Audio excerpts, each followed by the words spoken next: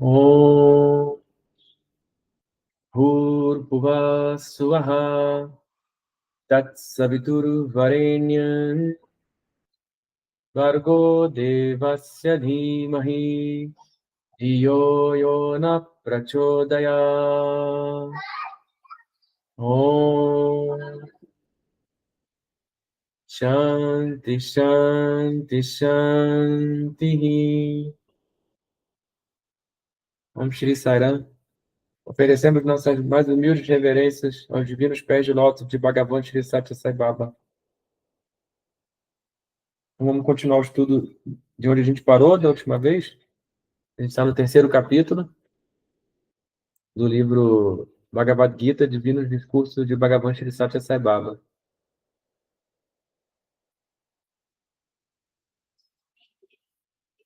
Mesmo na adoração a Deus com forma, sakara, nós executamos vários tipos de adorações. Por exemplo, as 16 formas de adoração, Sodasopachara. Nós executamos muitos tipos de adorações, archanas.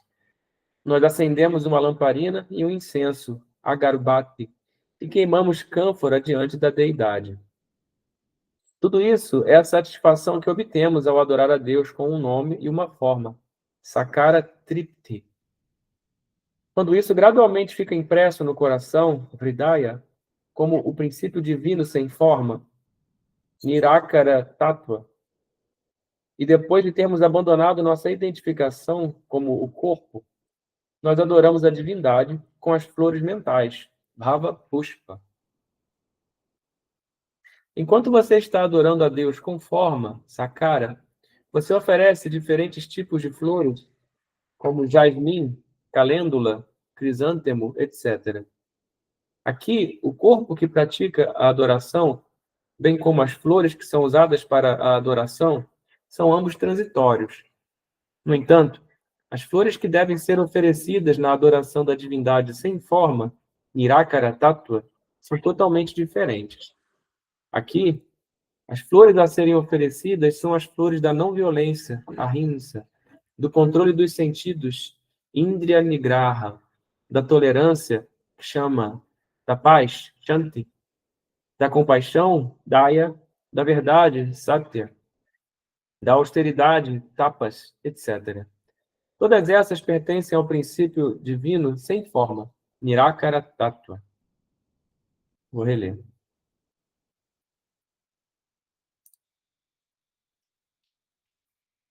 Mesmo na adoração a Deus com forma, Sakara, nós executamos vários tipos de adorações. Por exemplo, as 16 formas de adoração, Shodasopachara. Nós executamos muitos tipos de adorações, archanas. Nós acendemos uma lamparina e um incenso, agarbati, e queimamos cânfora diante da deidade. Tudo isso é a satisfação que obtemos ao adorar a Deus com um nome e uma forma, Sakara Tripti. Quando isso gradualmente fica impresso no coração, Hridaya, como o princípio divino sem forma, Nirakara Tattva, e depois de termos abandonado nossa identificação com o corpo, nós adoramos a divindade com as flores mentais, Bhava Pushpa. Enquanto você está adorando a Deus com forma, Sakara, você oferece diferentes tipos de flores, como jasmim, calêndula, crisântemo, etc. Aqui, o corpo que pratica a adoração, bem como as flores que são usadas para a adoração, são ambos transitórios. No entanto, as flores que devem ser oferecidas na adoração da divindade sem forma, Nirakara Tattva, são totalmente diferentes. Aqui, as flores a serem oferecidas são as flores da não violência, ahimsa, do controle dos sentidos, Indriya Nigraha, da tolerância, Kshama, da paz, Shanti, da compaixão, Daya, da verdade, Satya, da austeridade, Tapas, etc. Todas essas pertencem ao princípio divino sem forma, Nirakara Tattva. Sairá.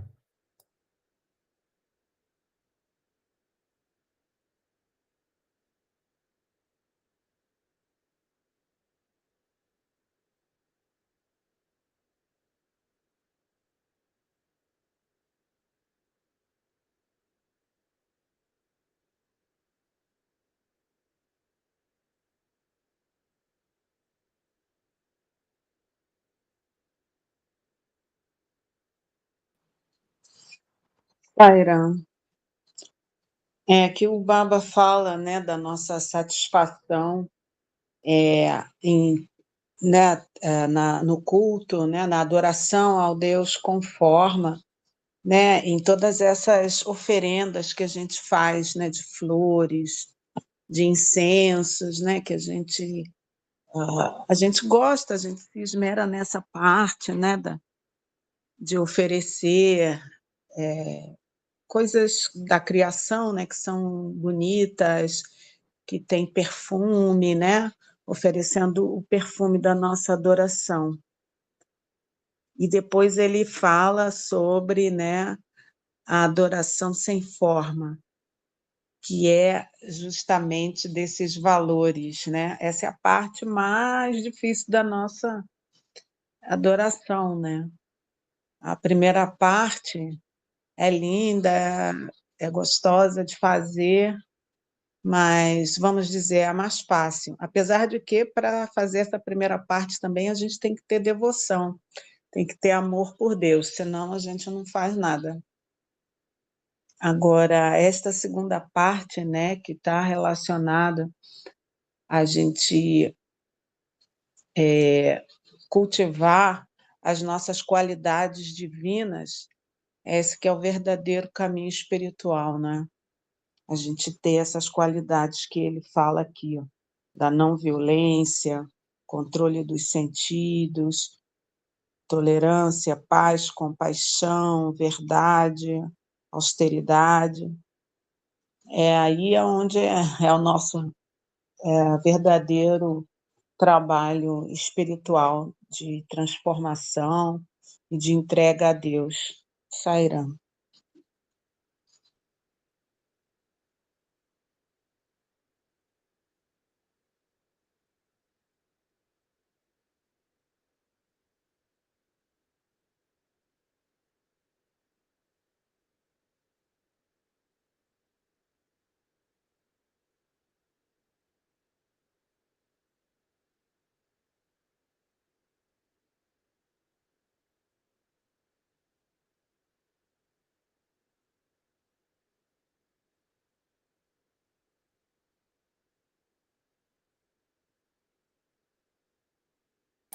Sério. O que me chama a atenção também é que o ensinamento do Sai Baba ele é inclusivo, né? Assim, ele não descarta uma coisa em favor da outra, né? Você, você tem aí espaço tanto para adoração a Deus com forma, como para adoração a Deus sem forma, né?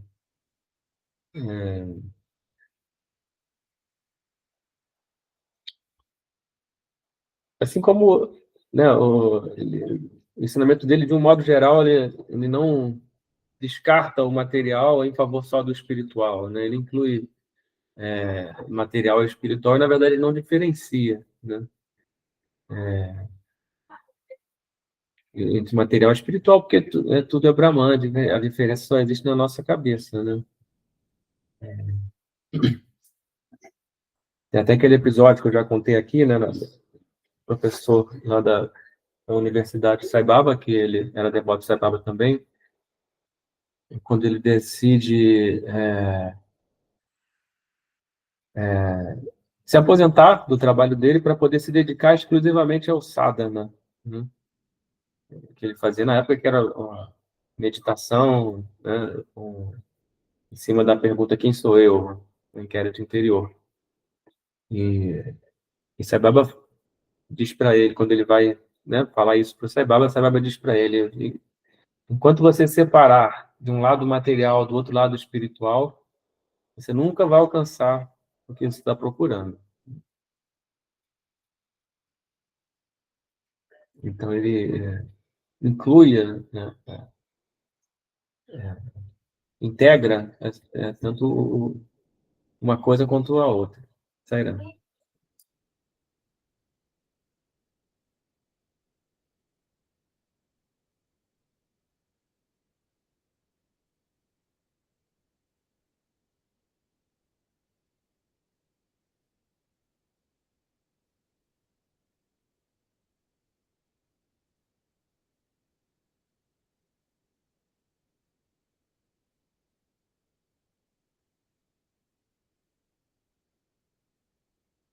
Sairá. Vou continuar então a leitura. A menos que subamos a um estágio superior em nossa disciplina espiritual, sadhana, e entremos no caminho interno, nivriti marga, não devemos abandonar as atividades externas, pravriti. Baseando-se nesse princípio, o Senhor Krishna, no 12º capítulo da Bhagavad Gita, ensinou as qualidades que um devoto deve desenvolver. Um devoto deve estar sempre feliz, contente e em paz. Ele não deve dar espaço para qualquer dor ou tristeza em seu coração. É por isso que o Bhagavata Purana exemplificou Prahalada como uma encarnação da devoção e da entrega. Prahalada estava constantemente cantando e contemplando o nome e a forma de Deus em todos os momentos. Apesar da grande dor física e das dificuldades que passou nas mãos de seus algozes, ele nunca derramou lágrimas ou se importou com a dor. É por isso que Prahalada foi glorificado como um yogi sempre feliz e contente. Santushta Satatam Yogi. Um devoto nunca deve permitir que as más qualidades, como raiva, inveja, ciúme, ódio e maledicência, entrem em sua mente. Esses são literalmente seus inimigos e impedem seu progresso no caminho devocional. Ele deve ser igual com todos. Se você odeia alguém, isso é o mesmo que odiar o Deus a quem você adora. Se você agir contra alguém a partir do ego, isso equivale a agir contra o mesmo Deus a quem você adora. É por isso que a Bhagavad Gita exortou: jamais desenvolva ódio em relação a alguém. Advesta Sarva Bhutanam. Essa é a advertência mais importante para nós. Assim como as sementes plantadas em um campo não brotam sem primeiro limparmos o campo, da mesma forma, a bem-aventurança do Atma, Atmananda, e a graça de Deus não podem ser obtidas sem que abandonemos as más qualidades em nós. Isso é assim a despeito de qualquer quantidade de disciplinas espirituais, sadhanas, que possamos empreender. Vou reler. A menos que subamos a um estágio superior em nossa disciplina espiritual, sadhana, e entremos no caminho interno, nivriti marga, não devemos abandonar as atividades externas, pravriti. Baseando-se nesse princípio, o Senhor Krishna, no 12º capítulo da Bhagavad Gita, ensinou as qualidades que um devoto deve desenvolver. Um devoto deve estar sempre feliz, contente e em paz. Ele não deve dar espaço para qualquer dor ou tristeza em seu coração. É por isso que o Bhagavata Purana exemplificou Prahalada como uma encarnação da devoção e da entrega. Prahalada estava constantemente cantando e contemplando o nome e a forma de Deus em todos os momentos. Apesar da grande dor física e das dificuldades que passou nas mãos de seus algozes, ele nunca derramou lágrimas ou se importou com a dor. É por isso que Prahalada foi glorificado como um yogi sempre feliz e contente. Santushta Satatam Yogi. Um devoto nunca deve permitir que as más qualidades, como raiva, inveja, ciúme, ódio e maledicência, entrem em sua mente. Esses são literalmente seus inimigos e impedem seu progresso no caminho devocional. Ele deve ser igual com todos. Se você odeia alguém, isso é o mesmo que odiar o Deus a quem você adora. Se você agir contra alguém a partir do ego, isso equivale a agir contra o mesmo Deus a quem você adora. É por isso que a Bhagavad Gita exortou: jamais desenvolva ódio em relação a alguém. Advesta Sarva Bhutanam. Essa é a advertência mais importante para nós. Assim como as sementes plantadas em um campo não brotam sem primeiro limparmos o campo, da mesma forma, a bem-aventurança do Atma, Atmananda, e a graça de Deus não podem ser obtidas sem que abandonemos as más qualidades em nós. Isso é assim a despeito de qualquer quantidade de disciplinas espirituais, sadhanas, que possamos empreender. Sairam.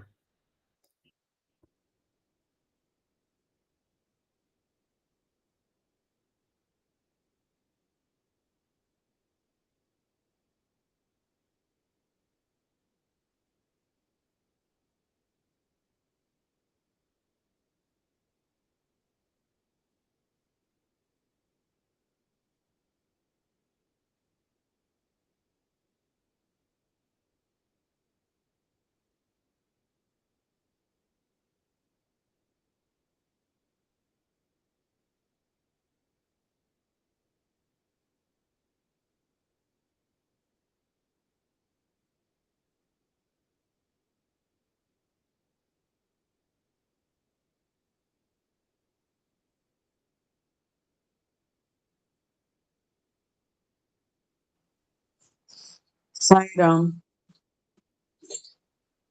O Swami aqui, né, chama a atenção que ele diz que o devoto tem que estar sempre contente, alegre, e não dar espaço à tristeza. É muito interessante, porque como fazer isso, não é? Nós temos os nossos altos e baixos. E, na verdade, como é que eu entendo isso? A maneira que eu vejo que é possível é mesmo através da vigilância, porque esses altos e baixos são qualidades da mente, são coisas da nossa mente, né? Que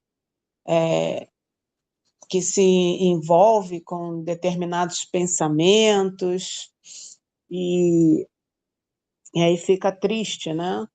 Normalmente está relacionado aos pensamentos, às vezes mais do que a fatos mesmo na nossa vida. Às vezes até os fatos que nos acontecem, a gente se sente forte para encará-los, mas a nossa mente nos prega muitas peças. Eu penso que a única maneira é desenvolver esse trabalho de observação da nossa própria mente. Quando a gente vê que está, né, assim, ficando, né, tendo esses sentimentos negativos ou coisas, observar o que está acontecendo, parar, né, meditar, observar a nossa mente, que muitas vezes a gente vai ver, que vai perceber que é um movimento da mente, mas que isso não é o que nós somos, né? E aí, aos poucos, o que nós realmente somos, né, que é essa bem-aventurança, vai se estabelecendo, porque todos esses, vamos dizer, altos e baixos, são como as nuvens, né, no céu, né, que encobrem esse céu que é constante, que é a nossa bem-aventurança. Eu percebo assim, não é um trabalho fácil, mas a gente está caminhando nisso e percebendo cada vez mais quem nós somos. Saíra.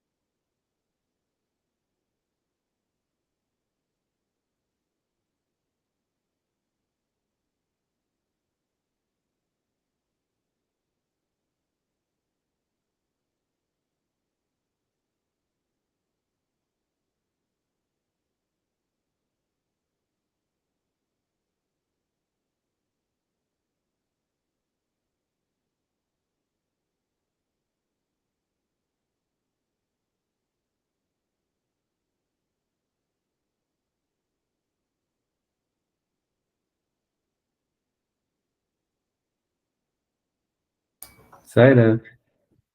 A gente sabendo que a gente precisa trabalhar essas coisas, né, que ele mencionou aqui. Vou voltar um pouquinho, assim. Raiva, inveja, ciúme, ódio, maledicência.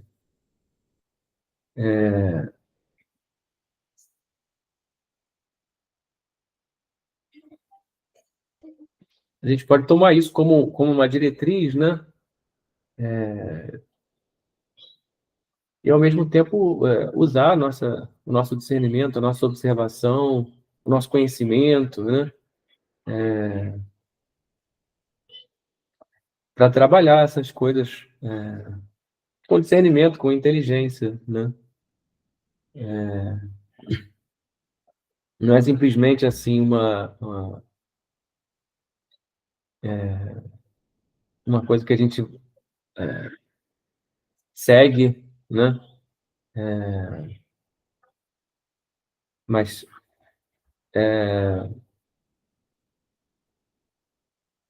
mas que tenta seguir só externamente, né? Porque a gente sabe que isso tudo é dentro da gente, dentro da nossa mente, que a gente precisa trabalhar, né? Eu me lembrei dos muitos sábios da Índia, né? Tem muitas histórias dos sábios que amaldiçoam, né? Uma pessoa quando ela ofende o sábio de alguma forma, né? O sábio imediatamente lançava uma maldição, né? Que devia ser proporcional à ofensa que foi cometida, né? É como se ele já resolvia o problema, né? Ele não ficava guardando aquele rancor, né? Aquela raiva, né? Porque se ele não amaldiçoar, eu penso assim, né? Se ele não amaldiçoasse a pessoa, o outro, né? Ele estaria amaldiçoando ele mesmo, guardando esses sentimentos, né? Então tem muitas histórias, muitas até muito interessantes, né? De sábios que amaldiçoavam, né?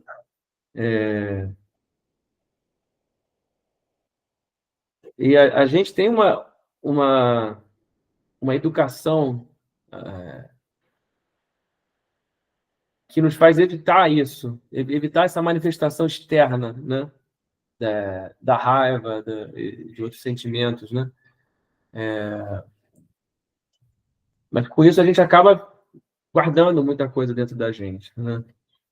Então nós temos que usar nosso discernimento, nossa inteligência, nosso conhecimento, né? Para encontrar mecanismos para trabalhar essas coisas, né?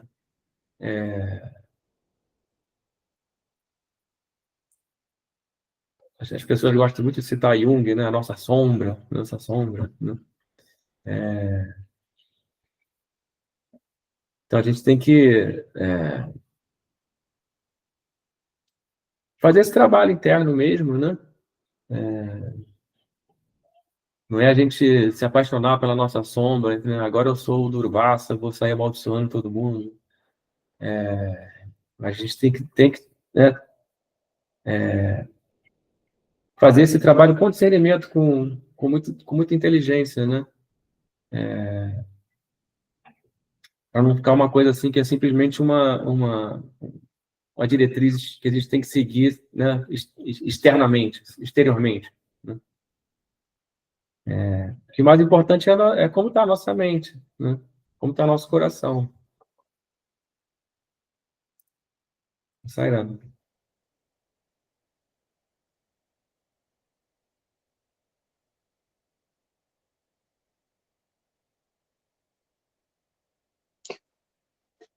Sairão. O Baba aqui, quando fala, né, desses sentimentos negativos, né, com relação às outras pessoas, ele fala que, na realidade, a gente está fazendo isso contra Deus, né, o próprio Deus que a gente adora.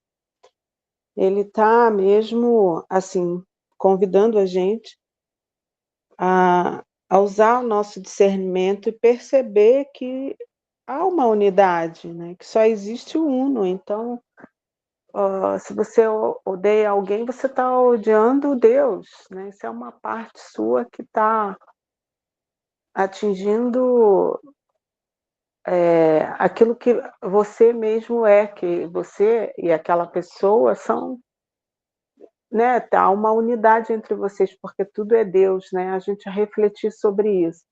É difícil, às vezes, né? Lutar contra essas coisas, mas se a gente tiver essa consciência do uno, a gente vai conseguir administrar melhor isso, até o ponto de não sentir mesmo, né? De poder amar a todos. Não é tão simples, né? Rubens tocou nessa questão, né, da maldição de sábios, que a gente escuta histórias. Eu já ouvi o Baba falar sobre isso também em algum lugar, não me lembro.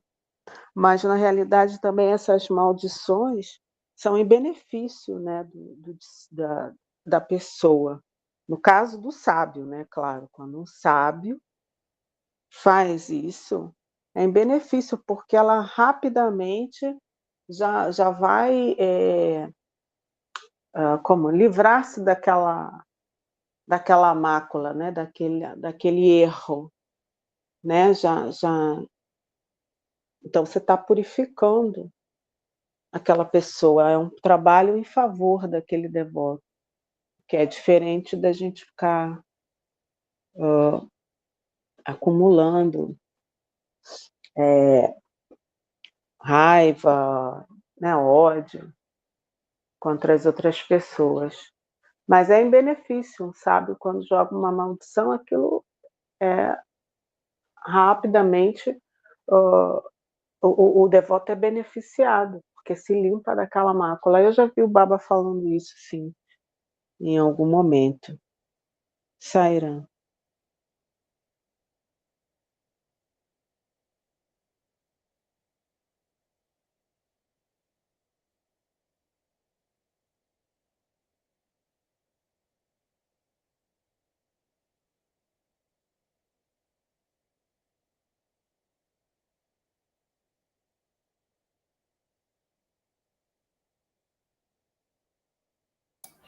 É verdade.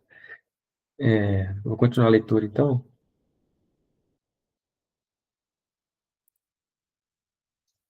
A Bhagavad Gita nos ensina a tratar a todos como personificações do divino. Não é suficiente adorar a Deus apenas. Você também deve amar e respeitar todos os indivíduos, divas. Adorar a Deus e atormentar os outros indivíduos, divas. Isso equivale à devoção? Isso é simples ignorância. Essas pessoas nunca podem entrar no caminho devocional. Nos próximos dias, eu ensinarei a vocês que outras coisas devem ser aprendidas no caminho devocional, Bhakti Yoga, o que precisa ser seguido pelos devotos e como utilizar o seu tempo e energia em atividades sagradas, e assim santificar o seu corpo e o seu tempo. Terminou o discurso. Prashant Nilayam, 4 de agosto de 1984. Vou reler. A Bhagavad Gita nos ensina a tratar a todos como personificações do divino. Não é suficiente adorar a Deus apenas. Você também deve amar e respeitar todos os indivíduos, divas. Adorar a Deus e atormentar os outros indivíduos, divas, isso equivale à devoção? Isso é simples ignorância. Essas pessoas nunca podem entrar no caminho devocional. Nos próximos dias, eu ensinarei a vocês que outras coisas devem ser aprendidas no caminho devocional, Bhakti Yoga, o que precisa ser seguido pelos devotos e como utilizar o seu tempo e energia em atividades sagradas e assim santificar o seu corpo e o seu tempo. Sairam.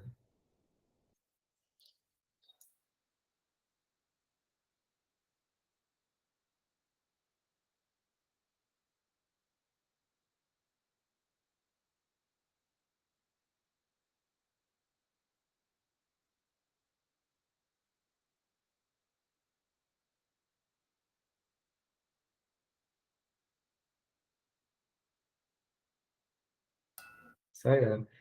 É interessante, né? Que sabe, mais uma vez aqui, né? Ele não faz essa separação, né? Você tem a devoção a Deus por um lado, o amor por Deus, e aí você trata mal as pessoas. Não. Deus está em tudo, né? Então, você ter a devoção para Deus e você tratar mal as pessoas, é algo contraditório, né? Porque as pessoas são, que todas as pessoas, todos os seres, né, são manifestações do divino, né? Então ele fala que esse tipo de atitude é simples ignorância, né? Então, mesmo, mesmo pensando no caminho devocional, né, essa sabedoria precisa estar presente. Eu acho interessante isso. A Baba não separa, né, o caminho devocional, Bhakti, de um lado, o caminho da sabedoria, Gnana, do outro, né? tanto Bhakti como Gnana tem que estar presentes aí. Né? Não tem como ser diferente, senão você na verdade, está se enganando, né? Você não está realmente progredindo nesse caminho. Sairá.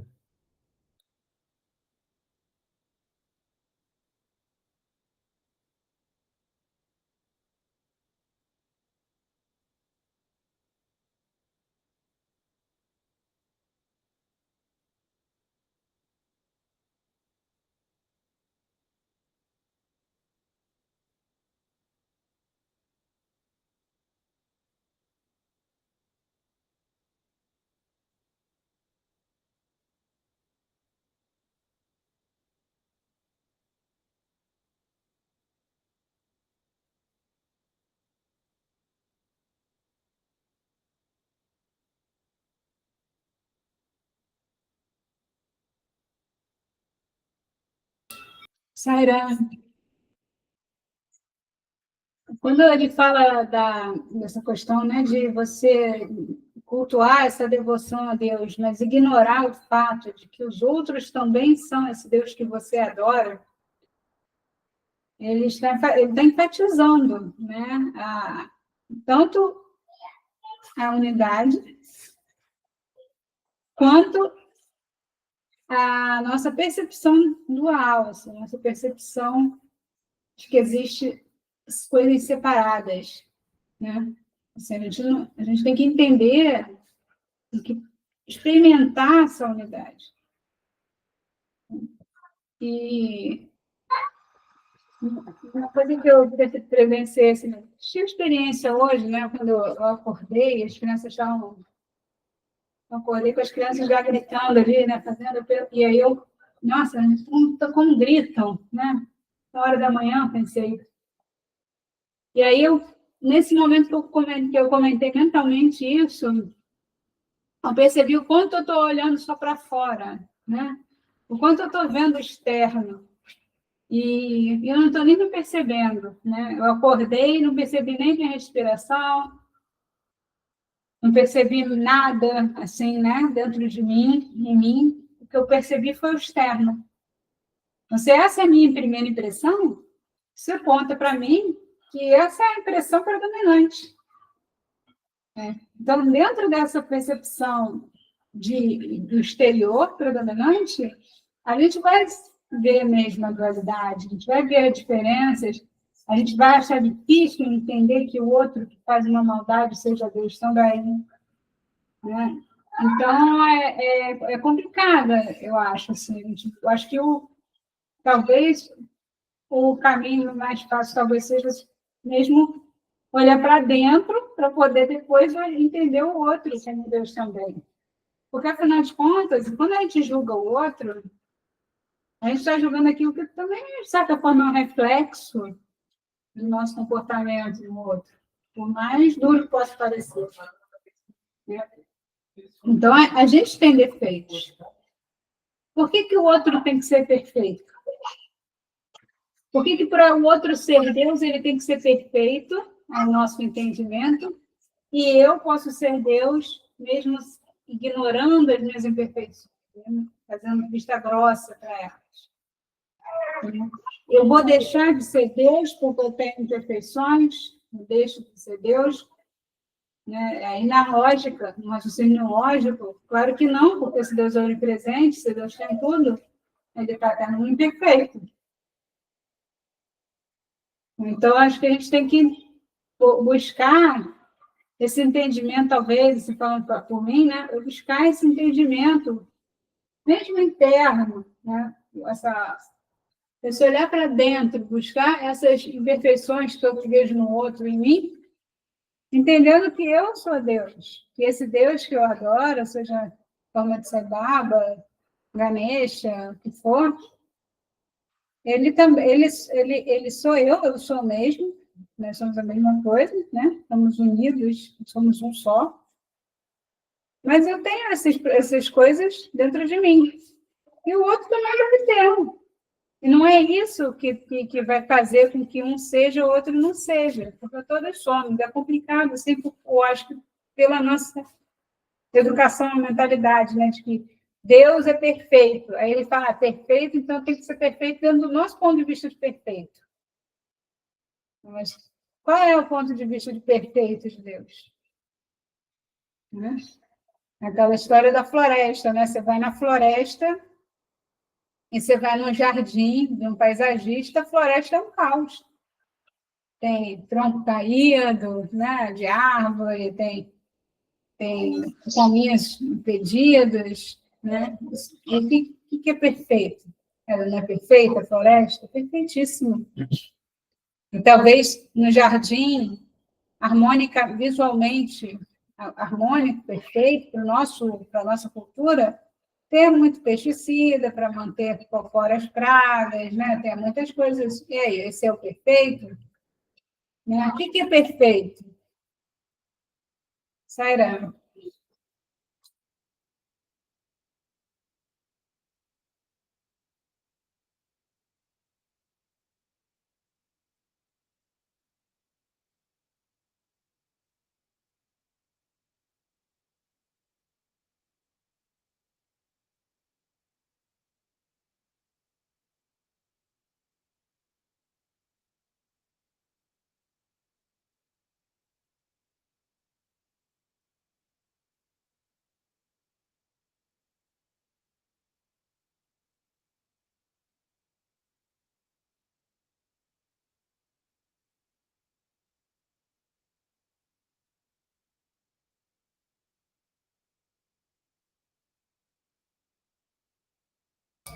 Sairá? Se ninguém quiser comentar mais, a gente termina.